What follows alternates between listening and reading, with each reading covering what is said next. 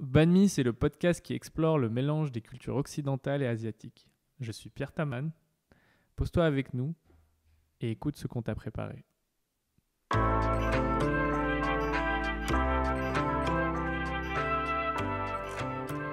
Banh Mi, c'est le podcast qui explore le mélange des cultures occidentales et asiatiques.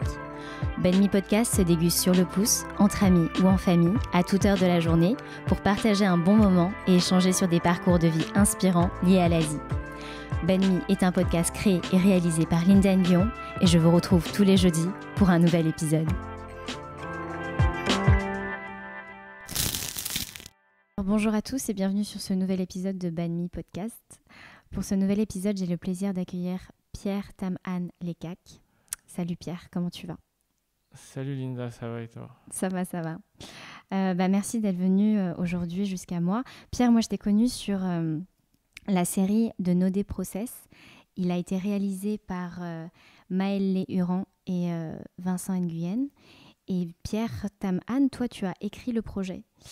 Alors c'est un documentaire de 3 épisodes qui suit l'artiste No Day, qui est musicien, compositeur franco-vietnamien, sur la création et la conception de son premier album solo. Moi, j'ai découvert le premier épisode du coup au festival Ici Vietnam. Ouais. C'était en octobre 2020. Et j'ai suivi en fait tout le documentaire parce que les 2 épisodes qui ont suivi ont été diffusés sur YouTube. Ouais, c'est ça. Alors dans ces 3 épisodes, on suit No Day à Paris, Shanghai et Saigon. Et on se rend compte au fil du documentaire que l'on découvre pas uniquement son processus créatif et sa conception de l'album, mais aussi et surtout ses interrogations sur ce qu'il est, à quoi il aspire et sa reconnexion avec ses racines au Vietnam. Alors toi, Pierre Taman, tu as été le scénariste, si on peut appeler ça comme ça. Ouais, on peut appeler ça comme ça, ouais, je pense. En tout cas, j'ai effectivement... avec No Day, on l'a écrit ensemble, quoi, pour donner un peu de structure et de sens à ce beau projet. Ouais. D'accord. Donc c'est la série de No Day Process, encore une fois, qui est disponible sur YouTube, qui a été réalisée par Maëlle Huran et Francis Cutter, produit par Normal. Pierre Taman, est-ce que tu peux te présenter pour les gens qui ne te connaissent pas et nous parler du coup de la genèse de cette série documentaire de No Day Process ? Ouais, bien sûr. Déjà, merci Linda pour l'invitation. C'est super cool qu'on puisse échanger, discuter.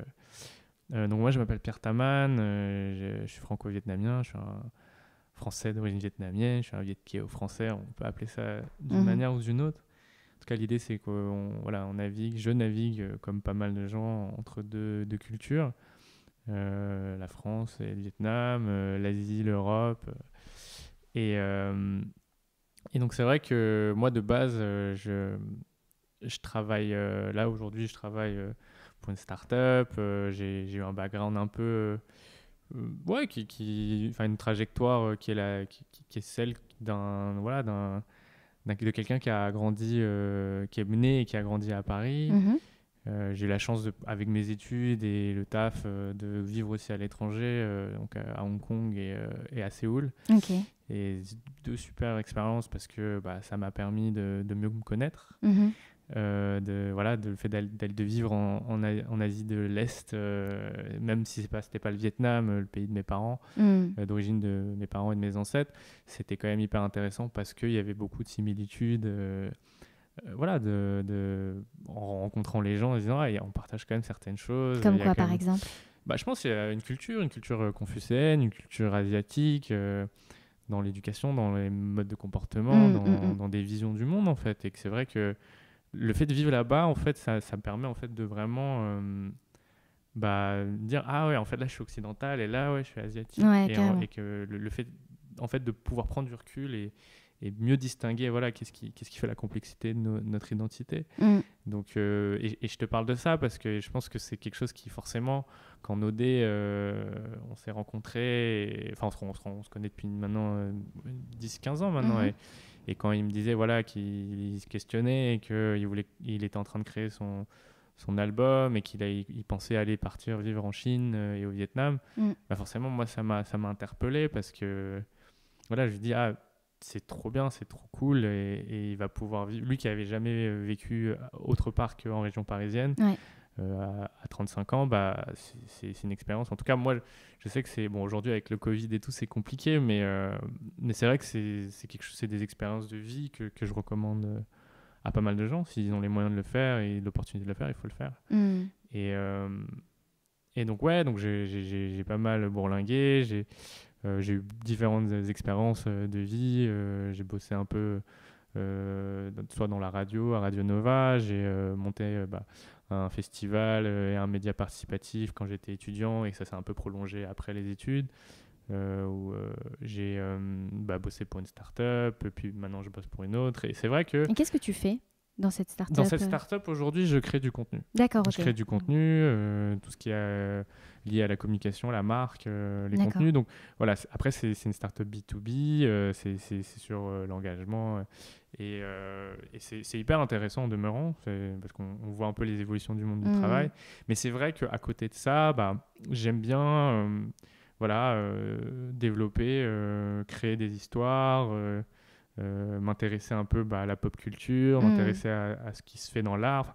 En fait, toujours un peu à l'intersection, je dirais, des arts, la politique et la technologie. Je trouve que c'est un triangle qui, moi, m'intéresse beaucoup. Et c'est pour ça aussi, d'ailleurs, qu'avec Nodé, on a lancé un podcast nous-mêmes qui s'appelle Mutation. Ok. Et qui traite un peu de toutes ces thématiques, de comment le monde évolue. Et parce que ça peut être, oui, ces axes-là, quoi. Et donc, pour The Nodé Process, c'est vrai que... je trouve que l'histoire de... Moi, déjà, de base, j'aime beaucoup ce que fait Nodé. C'est un pote, mais au-delà d'être un pote, je trouve que, objectivement, il a vraiment une sensibilité, une création... une fibre artistique qui est très forte. Moi, j'ai été vachement interpellée par Nodé, justement, sur un de ses EP... Atrahasis ou Vina Sounds? Vina Sounds, ouais. Et Vina Sounds, parce qu'il y a beaucoup de sonorités un peu vietnamiennes que je pouvais entendre dans les CD, les cassettes de ma maman.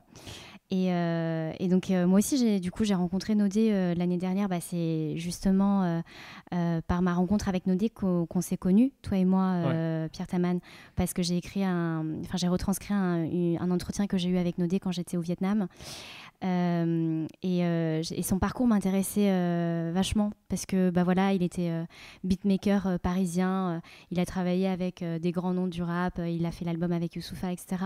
Et puis tout d'un coup il s'est retrouvé au Vietnam où il a dû recommencer à se faire un cercle d'amis, de prendre un peu ses repères culturels et puis de reconnecter avec ses racines. Et puis aujourd'hui il sort son premier album solo qu'il a conçu du coup entre Shanghai, Paris et le Vietnam. Et ses observations par rapport au Vietnam m'ont beaucoup interpellée en fait.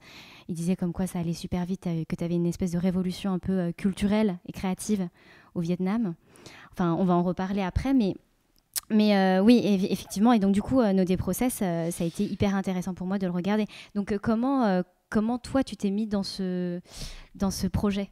Ouais, non, c'est une bonne question. Je pense que, juste par rapport à ma propre trajectoire qui m'a amené à Nodé Process, c'est que, en fait, moi, je vois Nodé qui fait son disque d'or avec Youssoupha et je sens que...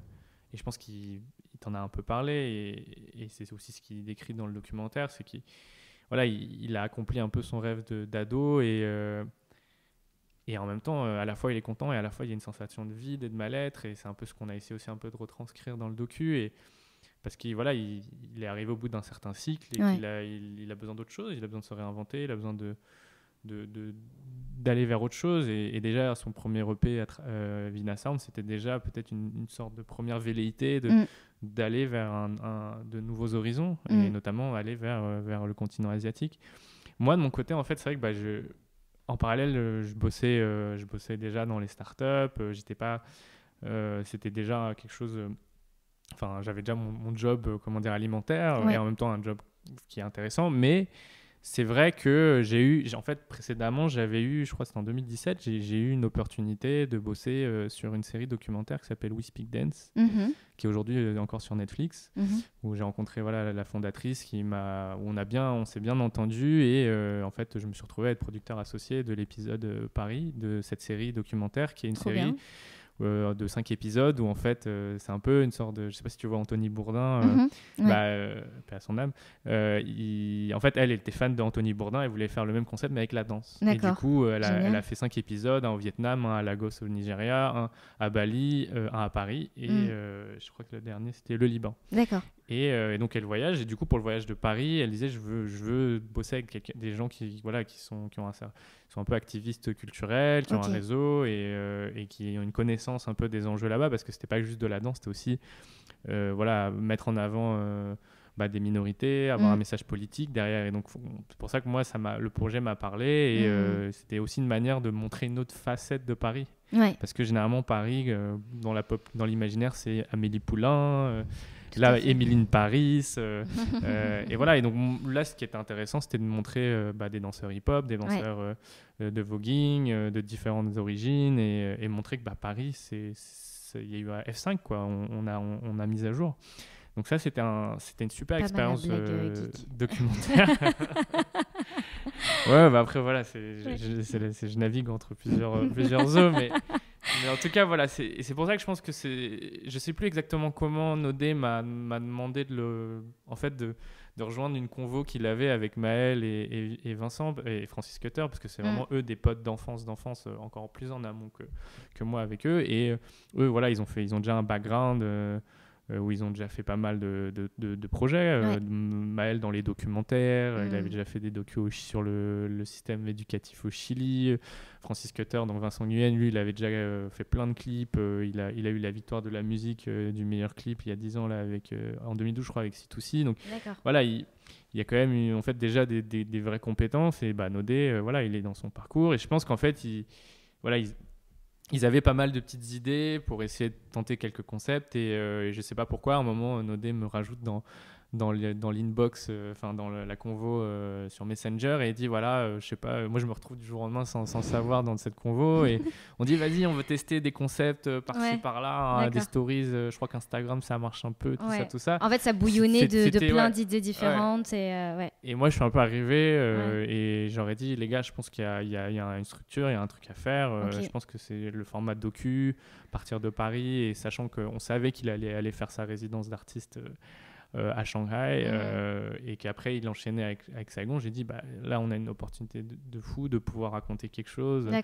sorte de retour aux sources. Après ça s'est pas fait tout de suite d'un coup, mais en échangeant avec la team, et puis après en faisant pas mal d'entretiens avec Nodé, c'est aussi comme ça qu'on a écrit le truc. C'est qu'en fait c'était beaucoup des conversations, après que moi je synthétisais, je structurais, je gardais ce qui allait dans le sens du docu.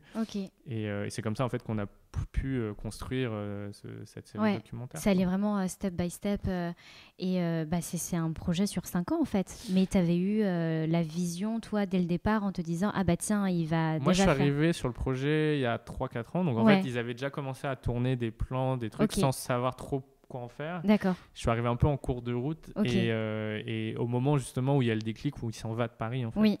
Donc on a repris quelques temps forts, et forcément après quand on a échangé au début pour le premier épisode à Paris, c'était en 2017, et après quand il était à Shanghai, j'ai dit on va attendre que tu t'imprègnes de ta vie là-bas, et que tu digères en fait, et tu processes, comme on dit en anglais, toutes ces infos et toutes ces nouvelles rencontres et ces nouvelles partie du monde, et après pareil, on échange, et lui me disait en fait j'étais un peu son psychologue gratos, c'est ça, quoi, c'est ça, parce qu'en fait il retranscrivait tout ce qu'il ressentait, tout ce qu'il vivait là-bas, tout ça avec toi, enfin avec vous en tout cas. Ouais, c'est ça. Est-ce que vous avez fait... j'imagine que oui, t'as Francis et peut-être Maël qui sont partis à Shanghai pour tourner. Toi... Moi, je ne suis pas parti à Shanghai ni à Saigon. J'étais loin. Après, voilà, on a Internet, mais eux, effectivement, en fait, ils sont allés à Shanghai pour à la fois, en fait, c'était la raison principale, c'est qu'ils ont tourné son clip qui s'appelle Krishna, je sais pas si tu l'as vu. Oui, je l'ai vu, ouais. Où ils sont allés sur l'expo, enfin les décombres en fait de l'exposition universelle de Shanghai. C'est assez impressionnant, ouais. C'est dans l'épisode 2, ouais. Et en fait, du coup, ils en ont profité, outre le clip, quand ils étaient là, de pouvoir tourner sa vie et son lifestyle d'avoir des rushs, d'artistes en résidence, qui était assez drôle d'ailleurs. Ouais. Et après, Vietnam, pareil, et ils ont fait 2 voyages, et voilà. D'accord. Et quelle est la vie du coup du documentaire No Day Process là actuellement? Il est sur YouTube. Comment est-ce que vous en faites la promotion? Moi, j'en ai entendu parler grâce à Ici Vietnam Festival. Ouais, c'est une bonne question. Écoute, de toute façon, promouvoir des films depuis mars 2020, c'est un peu technique, c'est un peu complexe. Ouais. Au début, c'est vrai qu'on avait, je sais que Maëlle travaille à l'inscrire dans des festivals. D'accord, trop bien. Après, nous, on avait prévu effectivement des diffusions, des événements, mais forcément, là aujourd'hui, aujourd'hui, quand on parle en fin janvier, même février 2020, c'est compliqué parce qu'on sait toujours pas. On devait avoir une projection au cinéma Grande Action aussi. Qui était prévu initialement en décembre, puis on l'a décalé à janvier, puis là en fait on sait toujours pas. Donc c'est vrai que c'est un peu compliqué, c'est pour ça aussi qu'on s'est dit tant qu'à faire, diffusons-le sur YouTube, voyons, parce que l'idée c'est que ça parle au maximum de monde, et notamment on pense particulièrement aux Viet Kieu, mais aussi aux personnes issues de l'immigration et des diasporas, qui se posent aussi Viet Kieu, est-ce que tu peux dire ce que c'est? Les Viet Kieu, c'est les Vietnamiens d'outre-mer, on va dire, qui ne vivent pas au Vietnam, et qui sont dans différentes minorités, que ce soit dans le monde occidental ou, elles sont principalement dans le monde occidental, mais elles sont un peu partout dans le monde. Et donc on l'a diffusé, mais c'est vrai que là, par exemple, à l'heure où on se parle, dans 2 jours, on organise un petit talk. D'ailleurs, tu es cordialement invité, Linda. Mais, et donc voilà, je pense qu'on va essayer aussi de faire des événements digitaux, même si c'est forcément moins... Enfin, c'est une autre expérience. C'est clair que on n'est pas dans la salle de ciné, mais l'idée, c'est un peu de connecter avec les gens et échanger. On compose avec ce qui nous est offert, et aujourd'hui, c'est le digital. Surtout si on est en indé comme nous, C'est clair. Et est-ce que vous avez déjà eu des premiers retours du coup par rapport à la série documentaire? Est-ce que tu peux nous en faire part? Ouais, on en a eu. En tout cas, pour la plupart, ils étaient quand même très très positifs et ça fait vraiment plaisir. Je pense qu'en tout cas, on a réussi à toucher quand même des gens. Nos DM on a partagé. Moi, j'en ai eu aussi. Sur le fait que je pense que des personnes se sont senties... s'identifier, et puis parce qu'ils aiment beaucoup je pense que Dawn Nodé, c'est quelqu'un de très sympathique et très attachant, donc forcément les gens se sont pris un peu de l'histoire, et ce qui est intéressant, c'est que ça n'a pas touché que des Asiatiques, des Vietnamiens d'origine, et c'était cool aussi, et surtout par contre il y a eu aussi beaucoup de Vietnamiens du Vietnam qui ont apprécié, et ça c'était aussi une bonne surprise, parce que c'est toujours intéressant de voir comment... et je pense qu'on pourra creuser la question, mais forcément, en tant que Viet Kieu ou Vietnamien d'outre-mer, on a toujours une relation très, très complexe avec le bled, avec le pays d'origine, comment il évolue, et surtout la jeunesse de là-bas, parce que c'est pas des vécus... on avait des vécus et des histoires différentes. Donc on a des centres d'intérêt, des motivations différentes, et là on voit que ce qui aurait pu avoir un gap il y a encore quelques années, on sent qu'il y a maintenant, avec Internet et les références culturelles commencent à être quand même très communes. On sent qu'il y a de l'identification et de la sensibilité, et il y a une réception qui est réelle là-bas, en fait. Non, mais comme tu l'as souligné, ça intéresse les gens qui suivent Nodé en tant que musicien, et aussi les gens qui se retrouvent dans cette reconnexion avec notre identité un peu asiatique et notamment vietnamienne, mais ça a aussi ce message un peu universel où tout le monde peut se retrouver, et notamment là tu faisais part des Vietnamiens du Vietnam, et parce qu'en fait c'est juste un parcours hyper inspirant, tu vois, genre un mec qui se cherche au-delà d'être un musicien, au-delà d'être un Vietnamien, c'est juste un humain qui se cherche, qui se pose des questions, et en fait tout au long de ce documentaire il trouve un peu ses réponses, plus ou moins. Il se construit, se déconstruit en même temps. Je pense qu'il se pose encore de nouvelles questions. Ouais, je pense qu'on est sans cesse en train de se poser des questions de toutes les manières, mais ouais, en tout cas, c'est très intéressant. Donc, encore une fois, je vous invite à aller voir la série documentaire de No Process sur YouTube. D'où te vient, Pierre Tam-Anh, cette volonté et cette envie d'écrire des histoires? Tu es créateur de contenu, donc du coup, pour tes jobs. Ouais. Et en même temps, tu écris. Là, c'est ta deuxième expérience d'écriture sur un projet de série. De docu, ouais. De docu, ouais. Docu. Après, c'est vrai que le We Speak Dance, c'était plus de la prod. Ouais. C'était plus de la prod, même si j'ai beaucoup aidé aussi à l'écriture, parce que voilà, il y avait vraiment cet enjeu, en tout cas pour l'équipe de We Speak Dance, d'être le moins américano-centré. Et donc, j'étais plus... Mais là, c'est vrai que No Process, j'étais beaucoup plus en lead. Mais j'ai vu aussi, tu l'as mentionné aussi tout à l'heure en introduction, que tu avais cofondé un collectif et un magazine, Noise la Ville. Ouais. Donc en fait, tu as toujours eu plus ou moins cette fibre de journalistique un peu éditoriale, cette volonté de partager. Mais je pense que je suis un journaliste refoulé. Hein, ouais. C'est pas, ouais, non, je pense que voilà, comme beaucoup de personnes... d'origine asiatique. C'est marrant parce que là, je discutais avec une Viet-Kieu, je crois, qui est basée dans un autre pays. On était sur un forum et elle me disait, c'est vrai que voilà, en fait, il y a souvent un dilemme dans la communauté. Enfin, quand on est de seconde génération, enfants d'immigrés, et notamment, en tout cas pour les communautés que je connais, la communauté vietnamienne, c'est que on est tiraillé entre des aspirations personnelles et une sorte de pression familiale. Plus ou moins formel, où on se sent un peu très redevable des sacrifices que nos parents ont fait. Et ces sacrifices sont réels et c'est quand même, je pense, normal et sain de le reconnaître. Mais après, comment on arrive justement à la fois honorer cet héritage et respecter ce que nos anciens ont fait et en même temps affirmer aussi nos aspirations. Et c'est vrai que c'est un équilibre qui est toujours un peu complexe à trouver. Moi, j'ai de la chance aussi d'avoir des parents qui sont quand même assez open, on va dire, là-dessus.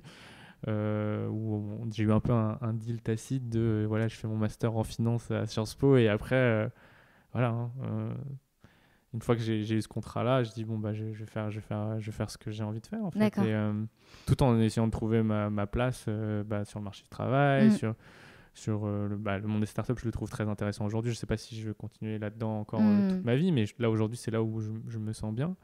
Mais c'est vrai que l'écriture, c'est l'envie de raconter des histoires, créer des communautés, inspirer les gens, partager du savoir, des émotions. Ouais. Ça a toujours fait partie de toi. C'est quelque chose qui est, je pense, qui m'a toujours animé d'une manière ou d'une autre. Et c'est vrai que ce collectif, c'est quand on était étudiant, on voulait promouvoir. À la base, c'est juste quand on était des étudiants et on était frustrés qu'il n'y avait pas assez de création ou de contenu lié à la culture, aux cultures qu'on kiffait, c'est-à-dire le hip-hop, les rap, des cultures qui nous ont bercé un peu quand on était jeunes et on voulait juste le promouvoir et c'est devenu quelque chose qui après qui a rassemblé, qui a touché plus de cercles étudiants en Ile-de-France. D'accord, trop bien. Est-ce que tu as eu des influences dans ta jeunesse ou des modèles d'inspiration qui t'a donné envie d'écrire, qui t'a donné envie de rassembler?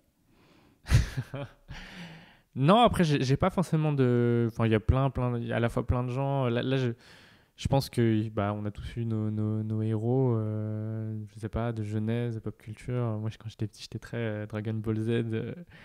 Manga, pas manga, mais en tout cas ce manga-là, je sais pas pourquoi, mais il m'a animé beaucoup. Non, j'étais très sport, culture, musique. J'ai eu différents types d'inspiration. Mais c'est vrai que j'ai pas. C'est vrai que là, je pense que je suis arrivé peut-être à une phase de ma vie où je suis peut-être moins dans un délire d'idole en fait. Tu vois. Oui, pas forcément d'idole, mais au moins, je sais pas, peut-être des ouvrages qui t'ont donné le déclic ou un film ou j'en sais rien, tu vois. Non, mais ça fait très prétentieux de dire que j'ai aucune inspiration, à voir que c'est faux. J'ai énormément d'inspiration, mais c'est vrai qu'en fait, j'essaie d'en trouver une là en live. Moi, je sais que, comme plein de jeunes qui ont grandi à Paris, l'environnement. Je sais que par exemple, le rap les cultures hip-hop m'ont beaucoup influencé. En tout cas, c'est ce qui m'a beaucoup éveillé aussi sur le monde, sur les rapports de force, la politique, parce que outre même des études, mes propres études, en fait, ça a donné une autre structure, d'autres angles, d'autres consistantes et de relief à ma compréhension du monde, en fait. Et donc ça, il y a eu pas mal d'artistes. Ça peut aller de, je sais pas, quand j'étais tout petit, c'était les Saiyan Supakru, les Fujis, Kanye West, même si bon là aujourd'hui c'est un peu plus complexe, mais ouais, c'est ce genre, en tout cas là spontanément c'est un peu ce genre d'artiste. Et après oui, dans l'écriture et dans tout ce qui est animation, moi j'étais quand même très très manga et très pop culture. Et là aujourd'hui un écrivain que je trouve très fort, parce que forcément ça m'intéresse, c'est Viet Thanh Nguyen. Je trouve qu'il est vietnamese américaine, qui a des prises de position très fortes, et qui est prix Pulitzer 2016 de la fiction, et c'est quand même c'est quand même assez remarquable. T'as un ouvrage que tu recommandes?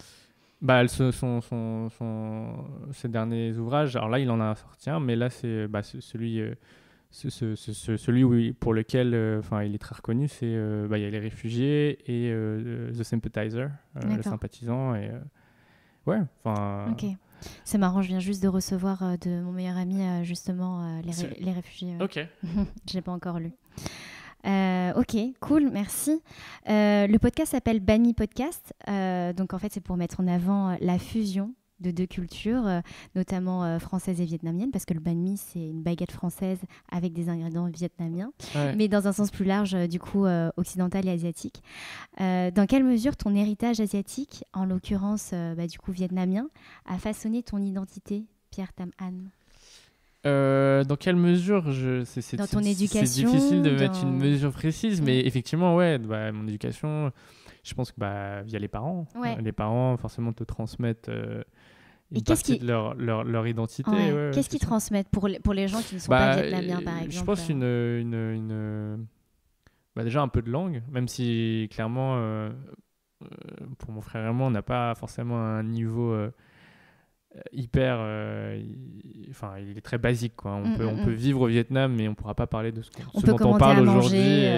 Oui, voilà, mais c'est vrai que j'aimerais bien. Après, j'ai repris les cours un peu là ces derniers mois. Bon, avec le Covid, c'est compliqué, mais oui, en tout cas, mon objectif, c'est déjà même de le développer plus. Après, forcément, la culture, pour le coup, la religion. Moi, je suis bouddhiste, et je pense que le bouddhisme est quand même très très relié aussi au Vietnam d'une certaine manière, même si tu as aussi d'autres religions là-bas. Oui, après l'environnement, on est allé au Vietnam, et mes parents m'ont emmené au Vietnam pour que je le redécouvre. Forcément, après, il y a la communauté, il y a des valeurs aussi, mais il y a aussi la communauté vietnamienne. C'est cette communauté avec laquelle j'ai rencontré Nodé, Maël. Quelle est cette communauté? Donc, aujourd'hui, cette communauté elle est structurée autour d'une asso qui s'appelle UJVF, donc les jeunes vietnamiens de France. Okay. Et donc c'est une association de loi 1901 qui à la base en fait avait un projet politique qui était le combat pour l'indépendance et la guerre du Vietnam, donc le soutien au gouvernement nord-vietnamien, et qui aujourd'hui a plus un projet plus culturel de maintenir, vu que il y a plus la guerre là-bas. Forcément, au bout d'un moment, les raisons pour lesquelles sa raison d'être a évolué, et c'est plus justement transmettre le lien avec le Vietnam, l'attachement avec le pays, ils font des cours de Viet, de cuisine, d'aide aux études pour l'entraide communautaire, et voilà, et c'est dans ce cadre-là que j'ai pu aussi continuer à cultiver mon côté vietnamien et asiatique, quoi. Après, il y a d'autres choses, je pense que les réseaux... il y a plein de médias, il y a plein de sources d'inspiration qui permettent aussi de cultiver tout ça, en fait. Et ce qui est intéressant à l'ère numérique aujourd'hui, c'est que on peut aller dans des groupes d'intérêt, que ce soit sur Facebook, sur Instagram, sur Twitter, et justement voir que d'autres jeunes d'origine vietnamienne, du monde entier, on se pose des questions similaires et ont des inspirations communes. Complètement. Mais moi, du tout, j'étais pas du tout, dans les communautés vietnamiennes en étant jeune parce que j'étais, je sais pas, j'étais à Aulnay-sous-Bois, mes parents travaillaient beaucoup, donc ils avaient pas le temps d'être dans des associations, etc. Ouais. Donc j'étais pas exposée à ça. Moi, j'étais juste une nana d'Aulnay, j'étais banlieusarde et c'est tout, quoi. J'avais pas cette identité vraiment prononcée vietnamienne. Mais effectivement, quand je suis rentrée en France en 2020, par les réseaux sociaux, et tu fais bien de le souligner, c'est qu'on a accès à ces sources d'informations. Et l'UJVF, je ne connaissais pas. C'est toi qui m'en as parlé. Et là, je vais venir du coup au collectif Vietnam Dioxine, qui ont un compte Instagram que je ne connaissais pas non plus parce que je n'étais pas du tout dedans. Mais j'ai appris et j'ai compris ce qu'ils faisaient, leurs actions et pourquoi ils existaient. Donc toi, Pierre Tam Han, tu es un sympathisant du collectif Vietnam Dioxine, qui est une association de soutien aux victimes de l'agent orange.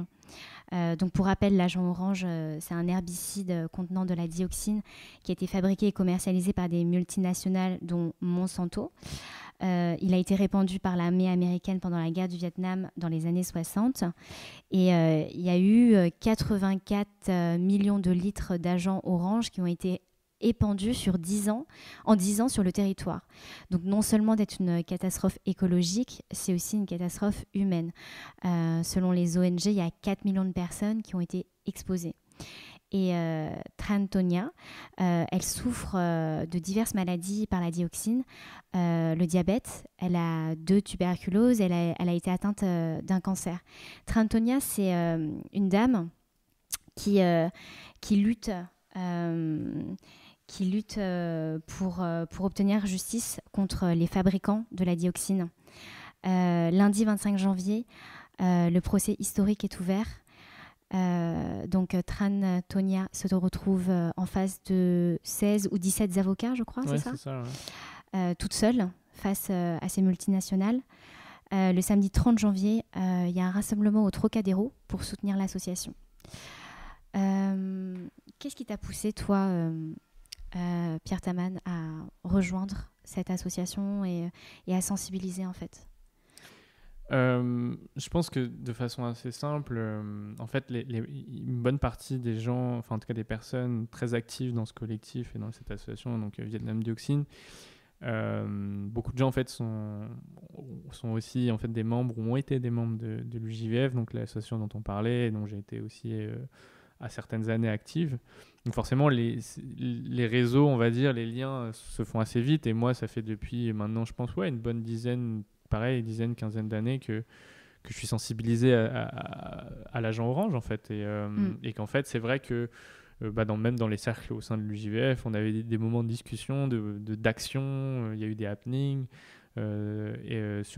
pour sensibiliser les gens sur le fait qu'effectivement l'agent orange tue encore, et que même les générations qui viennent de naître, en fait ça a créé beaucoup, tu parlais de millions de victimes, mais oui, il y a encore énormément, des milliers de personnes là-bas qui naissent avec des malformations, et donc forcément on ne peut pas rester insensible à ça quand on baigne là-dedans. Et c'est vrai que ces dernières années, il y a eu tout le projet donc autour de Tran Tonia, pour qu'elle intente son action en justice. Le fait qu'elle soit citoyenne française fait qu'elle peut en fait légalement en fait faire une action contre des multinationales. Donc forcément aujourd'hui c'est quand même une cause importante, parce que l'agent orange, en gros les vétérans de l'armée américaine, eux qui ont aussi été touchés par l'agent orange et qui ont aussi contracté des maladies, des malformations, eux ont été dédommagés, moyennant un arrangement à l'amiable, on va dire.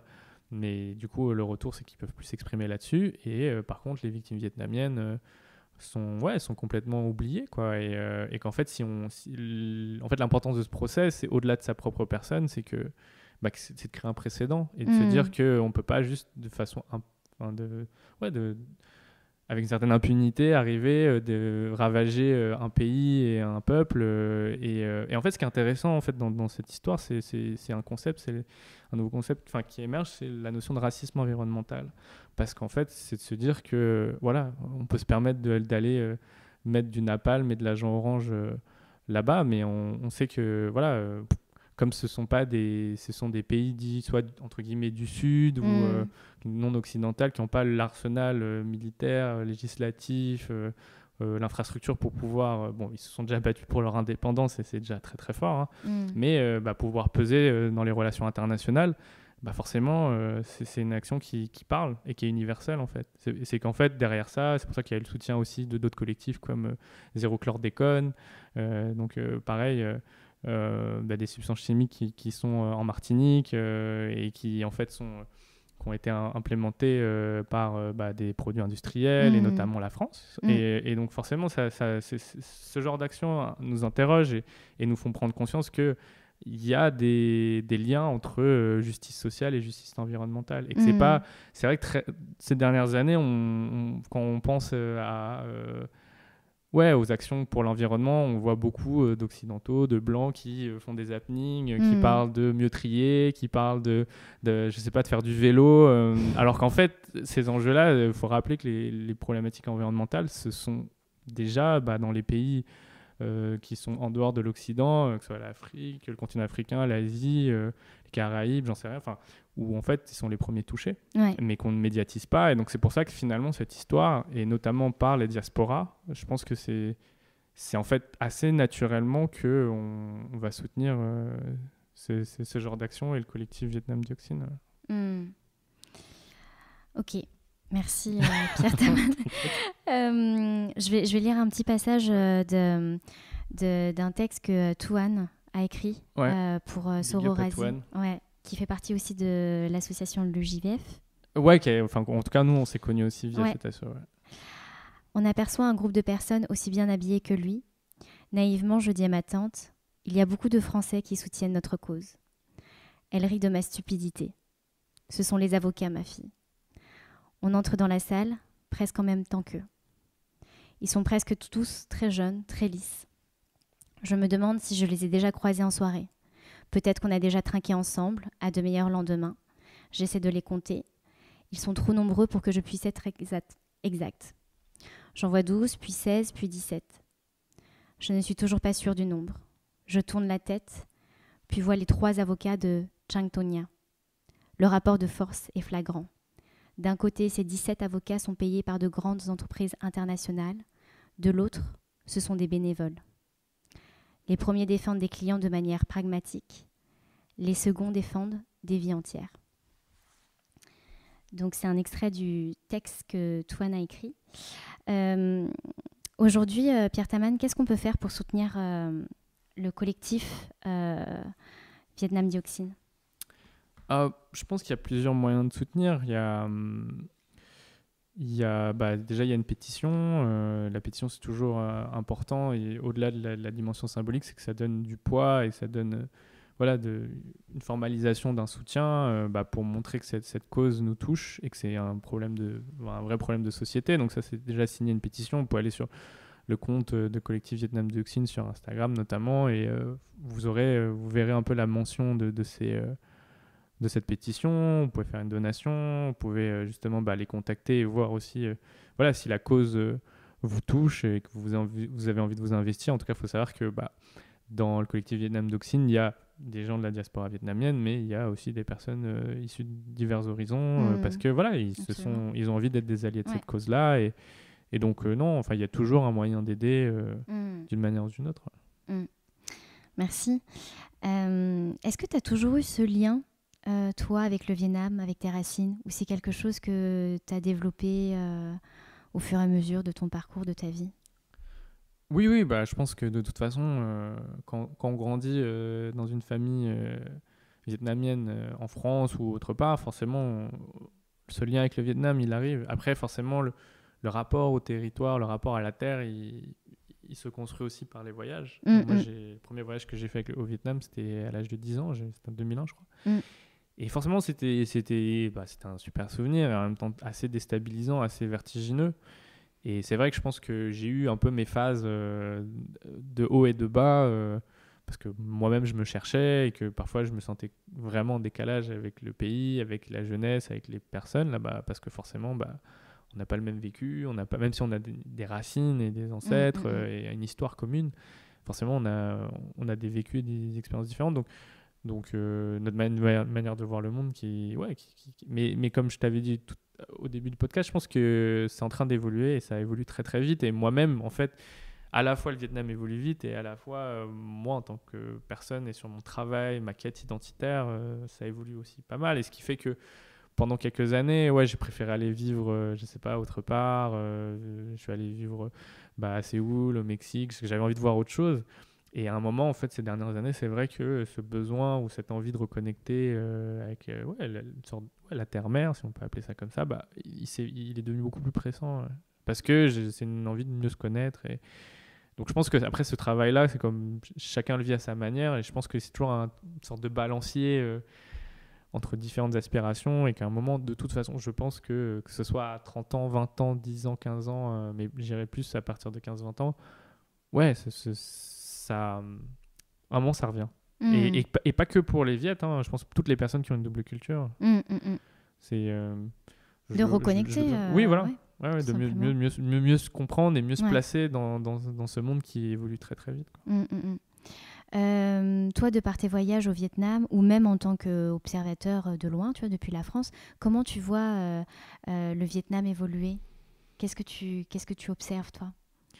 C'est intéressant. Je pense que le fait de travailler sur No Day Process, ça a été aussi une manière de vouloir l'observer. Moi, il y a eu les voyages. Le premier voyage à 10 ans, le deuxième peut-être à 17, 18. Et déjà, entre les deux, le pays avait énormément changé. Qu'est-ce qui avait changé ? Je pense économiquement, tout simplement. Économiquement, il y a beaucoup plus de choses qui se construisent.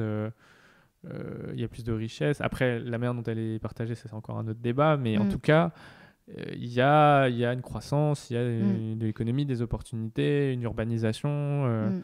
Saigon, ça change tout le temps, d'une année sur l'autre. Moi, il y avait un truc qui m'avait choqué, c'était à un moment donné, quand j'étais revenue au Vietnam, j'avais une de mes cousines qui m'avait dit il y a un supermarché qui a ouvert, c'est génial, c'est grand, il fait frais à l'intérieur. Tu vois, genre, parce qu'avant, quand on était plus petit, enfin toi, ton premier voyage peut-être en 2001, c'était que des marchés ouverts dehors. Quoi. Il y avait déjà un début de centre commercial. Il y avait déjà un début, mais moi, je me rappelle que c'était comme un truc de ouf qui se passait pour eux, quoi. Ou même ne serait-ce que quand le premier McDo a ouvert à Ho Chi Minh, c'était oh là là, enfin je sais pas, c'était comme il y avait des kilomètres, il y avait plein de queues et tout ça pour déguster un hamburger et tout ça.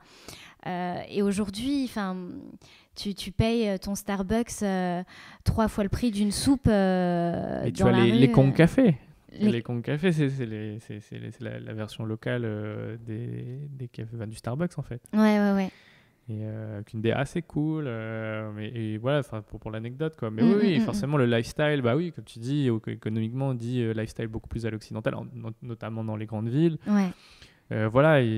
Moi, je suis étonnée à chaque fois que je reviens au Vietnam, je suis assez surprise de voir l'évolution, les bars à cocktails. Parce que moi, je travaillais dans le monde du cocktail. Ouais. Et j'ai vu ces concepts un peu à la new-yorkaise, tu vois, genre industriel et tout ça. Avec de super bons cocktails, visuellement, genre ça dénote, quoi, tu vois, genre tu vois qu'ils font des trucs encore plus stylés qu'en France.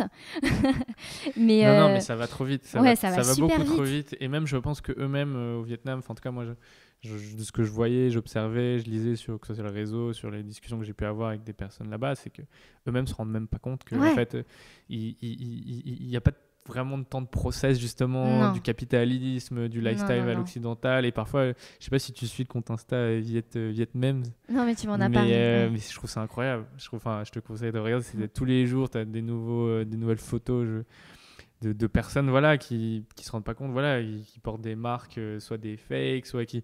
En fait, et en fait, il y a une énergie, une insouciance qui est incroyable. C'est-à-dire nous, c'est vrai qu'on a tendance, en France en tout cas, à beaucoup se plaindre, à plus ou moins juste titre, sur plein de sujets. Eux, et juger aussi. Oui, et juger de fou. Après, eux, je pense que tout le monde juge. Moi, après, c'est pas... Derrière, après, ça, c'est encore un autre débat, mais en tout cas, ce que je vois, c'est qu'il y a une énergie, une insouciance de... franchement, ils s'en foutent. Ils montent des business, ça se crache la gueule, ils s'en foutent, ils continuent. Ouais. Et je me dis, est-ce que c'est pas ça aussi? C'est pas avec cette énergie-là où qu'ils ont fait la guerre contre les Français, Mais les Quinri, tu vois? Je me dis. Complètement. Donc, moi, je retrouve vraiment cette vivacité, cette manière de agir, réagir des Vietnamiens, mais c'est très fort, quoi. Ils ont cet esprit très combatif, en fait, de toujours se relever et foncer, à l'image de leur trafic. Tu sais, t'as des milliers de Honda devant toi, et ils sont toujours là à se faufiler, et le but, c'est de ne jamais freiner. Tu vois, genre, dès que tu peux passer, tu passes, et j'ai l'impression que le système, le modèle un peu du Vietnam, c'est ça, c'est de toujours avancer quoi qu'il arrive. Ouais, non, mais c'est sûr. Après, voilà, c'est un autre tempérament, et c'est sûr que nous, ayant grandi en Occident, en France, c'est un peu ça peut être très déconcertant. Après, il y en a qui s'y habituent. Mais même pas en comparaison avec l'Occident, même en comparaison avec les autres pays d'Asie du Sud-Est. Moi, quand j'étais... Ouais, c'est vrai. Enfin, moi, j'ai habité à Bangkok. Et de Bangkok, quand tu passes... Alors que Bangkok, c'est une grosse ville quand même. Il y a quand même une densité. Il y a quand même une densité, etc. Ouais. Mais t'as pas ce côté combatif du Vietnamien qui veut tout faire pour réussir, tu vois. C'est pas la même histoire aussi. C'est pas du tout la même histoire. Après, tu vois, le Vietnam, c'est aussi 20 ans d'embargo, entre 75 et 95. Je pense qu'ils ont tellement envie de rattraper le temps perdu que forcément, ça joue sur leur manière de faire. Ouais. Mais en tout cas, là, aujourd'hui, je sens qu'avec le développement économique, avec l'urbanisation, avec Internet, même si après, c'est toujours un peu technique, voilà, ils arrivent à... En tout cas, et c'est ce qu'on essaie de dire aussi dans le docu, en fait, dans nos process, c'est que, voilà, à partir du moment où tu as Internet, déjà, il y a beaucoup moins il y a déjà un accès au monde, même si on n'a pas forcément les moyens de voyager, je sais pas, en avion ou quoi que ce soit, de voir un peu ce qui se passe et du coup, et se mettre à la page. Et c'est un peu pour ça qu'il y a une petite scène vietnamienne, en tout cas, artistique. Et je pense que c'est ça qui est intéressant, c'est que justement...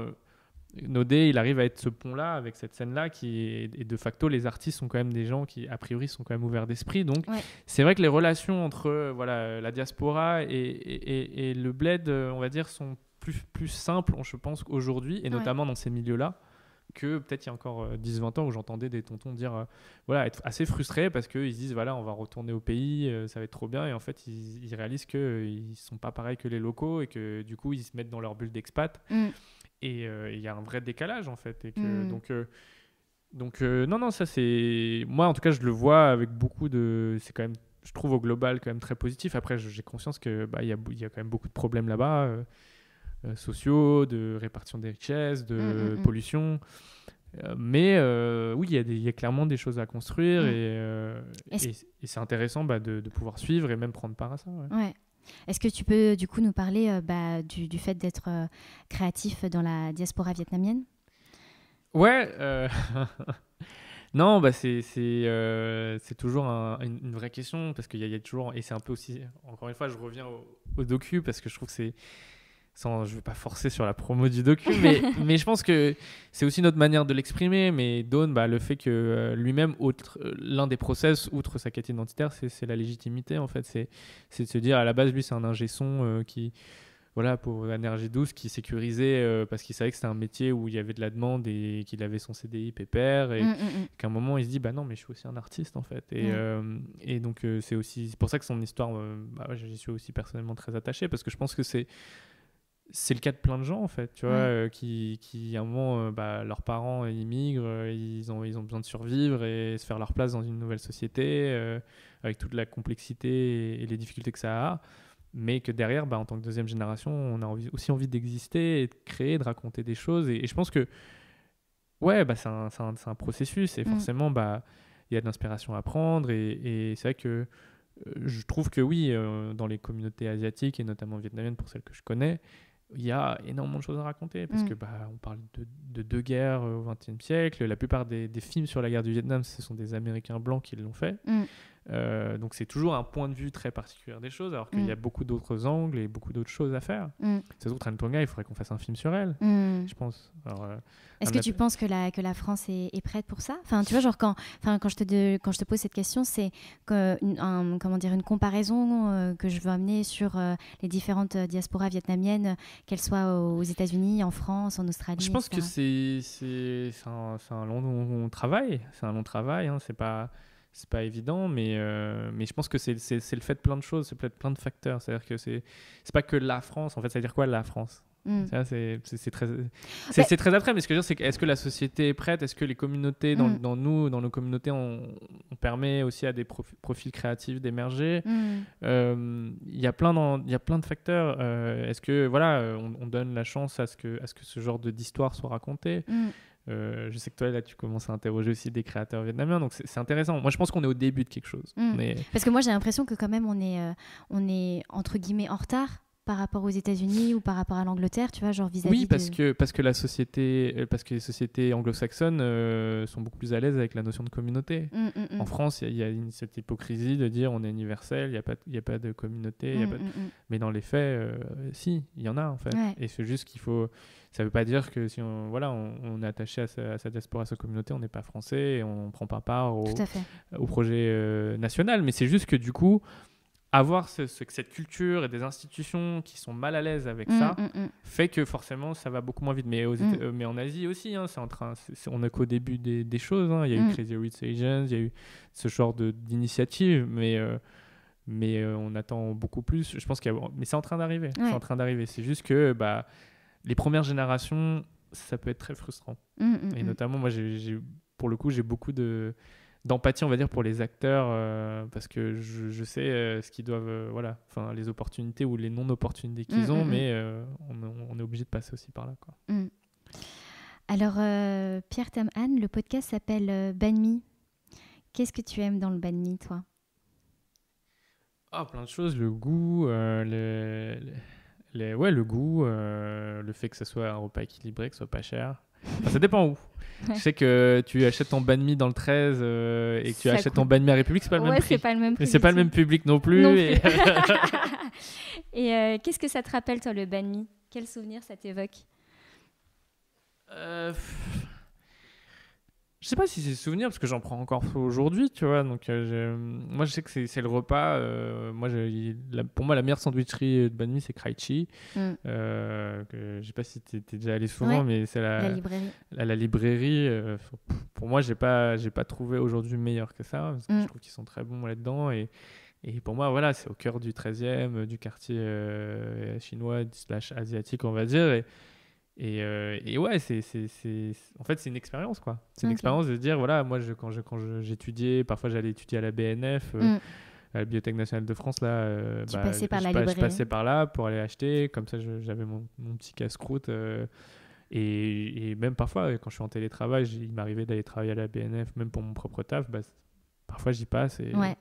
Et c'est une manière aussi de me reconnecter. C'est un peu le rituel, c'est genre quand tu vas dans le 13e, tu passes par Crai Chi pour prendre d'une certaine manière. Je sais qu'en tout cas, voilà, je suis sûr de ne pas être déçu, quoi. Ouais. Quel est le mariage des cultures que tu aimes le plus? Tu sais, le banh mi, c'est un mariage des cultures françaises et vietnamiennes. Est-ce que tu as un mariage de cultures que tu aimes bien, que ce soit un objet, un film, un livre, peu importe? Le mariage, c'est un... Je pense que tout ce qu'on crée en tant que Viet-Kieu ou en tout cas personne issue de l'immigration, je parle de ce que je connais. Après, il y a encore d'autres perspectives, mais en tout cas, je trouve que déjà rien que le fait de pouvoir raconter ce que tu fais là, ton podcast, le docu.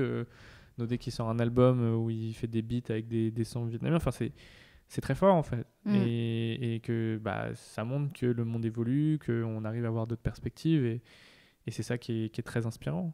C'est ça qui est... Donc, je n'ai pas forcément un exemple précis, mais et là, je parle de ça, mais je pourrais te parler d'autres artistes issus avec d'autres origines, mais en tout cas qui arrivent à composer avec cette complexité et de la rendre intelligible et accessible aux gens, en fait, pour raconter d'autres histoires. Ok, merci. Quels sont les ingrédients que tu mettrais pour sublimer ou pour parfaire ta baguette française? Des épices, toujours. Toujours. On l'a vu avec le Covid, c'est important d'avoir du goût, c'est important de pouvoir encore... oui. Ouais. Il faut mettre du piment, il faut mettre des saveurs, du coriandre. différentes teintes, on va dire, pour travailler son palais et voir que voilà, il n'y a pas qu'un seul goût. Ouais. Il y en a plusieurs et que c'est toujours bien de pouvoir les tester. Ouais. Super. On va finir par une musique. Donc la musique qui t'inspire beaucoup en ce moment.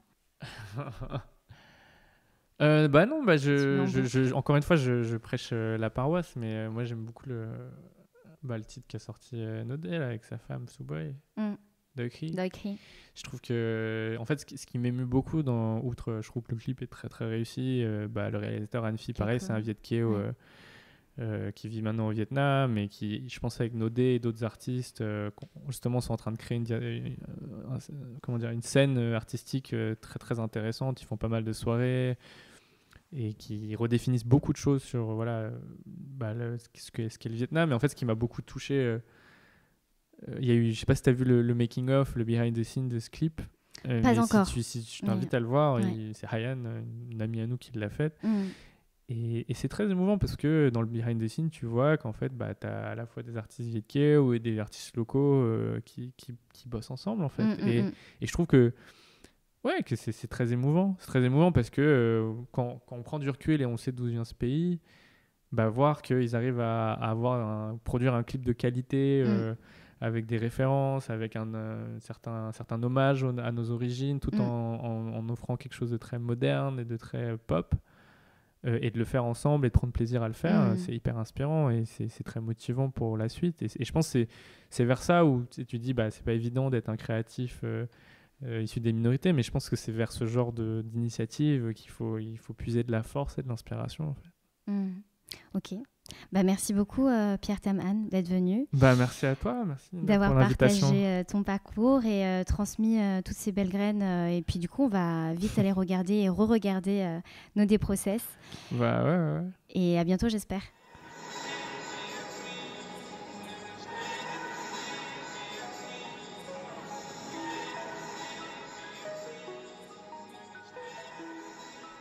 J'espère que vous avez aimé cet épisode.